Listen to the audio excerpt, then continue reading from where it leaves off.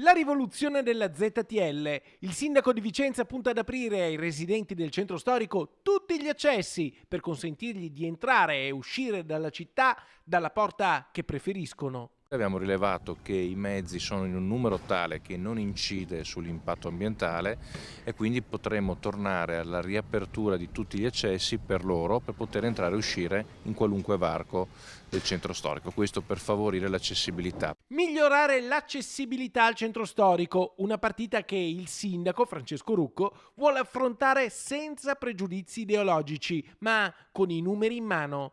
Il comune ha analizzato i flussi di traffico dei residenti del centro storico ed è emerso che vincolare ognuno a un solo accesso e a una sola uscita, come accade oggi, finisce paradossalmente in certi casi con l'inquinare di più all'esterno delle mura antiche.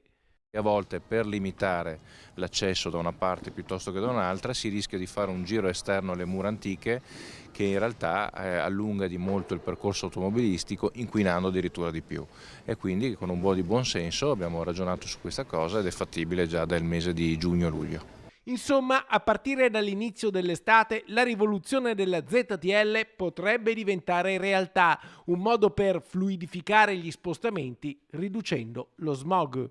Questo guarda sia all'impatto ambientale che quindi non incide in alcuna maniera, in maniera direi assolutamente superficiale, ma soprattutto dà una risposta sociale ed economica a chi deve entrare nella zona in cui abita con maggiore facilità, evitando l'inquinamento all'esterno delle mura antiche.